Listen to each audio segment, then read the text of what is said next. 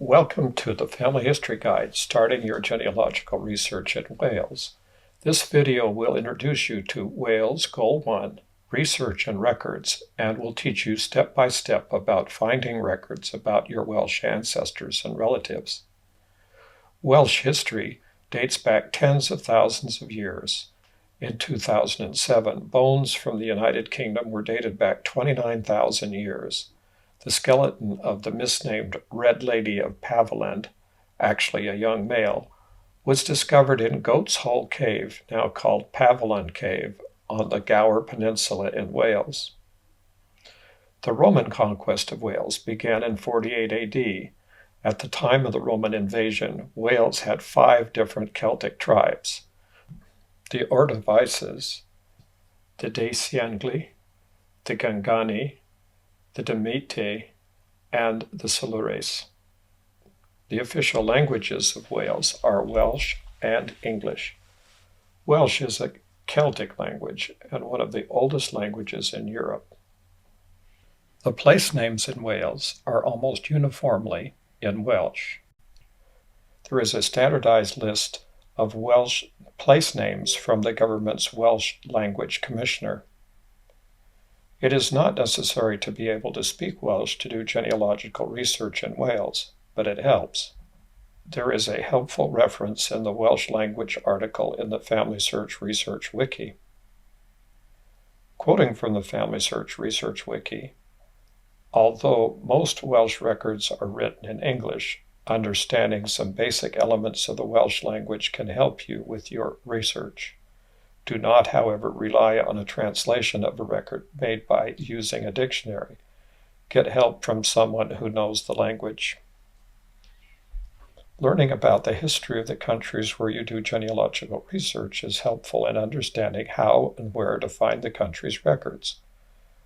Though the Welsh and English alphabets are very similar, each one has some letters not used in the other. The letters Q, V, and Z are not used in the Welsh language, and the letters J and K only occur in adopted words. The following double letters are treated as a single letter in Welsh: CH, DD, FF, LL, NG, PH, RH, and TH. These letters are part of the Welsh alphabet. When you use a Welsh dictionary or an index written in Welsh, use Welsh, not English alphabetical order. The Romans abandoned Wales in 383 AD, and Irish, Scots, and Saxon invaders began to infiltrate Wales. Christianity took hold in Wales in about the year 430 AD. About 500 AD to 542 AD was the time of the legendary King Arthur, who had Welsh parents. From about 500 AD to 1284, there was almost constant warfare between English kings and Welsh kings and princes, until King Edward of England annexed Wales in 1282 in what is known as the Edwardian Conquest of Wales. In 1535 to 1542, the Laws in Wales Act replaced Welsh law with English law. In 1588, the Bible was first translated into Welsh. The Elizabethan Poor Law was passed in 1601, establishing a poor law system in both England and Wales. The English Civil War lasted from 1644 to 1648. English began to be taught in Welsh public schools beginning with the passage of the Act for the Better Propagation of Preaching the Gospel in Wales in 1650.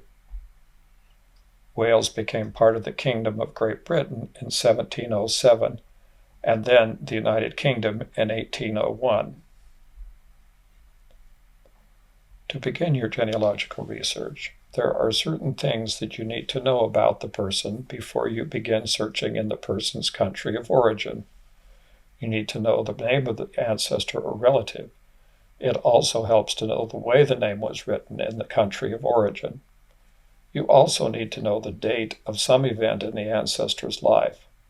In addition, you need to know the location of an event in your ancestor's life, down to the county, town, parish, and sometimes even down to the house or farm level. It is also important to know the ancestor's religion. Of course, finding the exact location of an event in an ancestor's life is the most important element of successful research.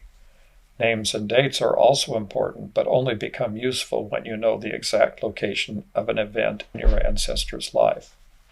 In Wales, many people have the same surname and given names, and going back in history, Welsh names are patronymic.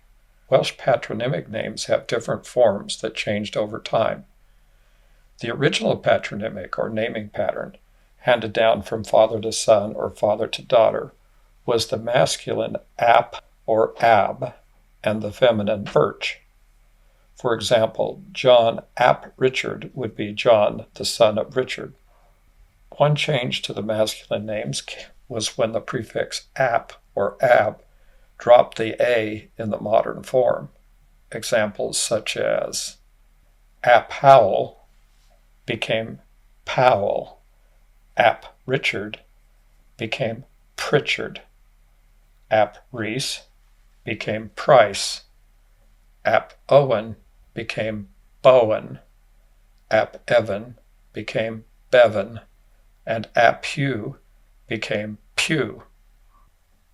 Another change occurred when the ap or ab became a possessive s. This is particularly common for masculine names ending in s, though not always that way. For example, James Thomas or James the son of Thomas. These patronymics sometimes look like double names.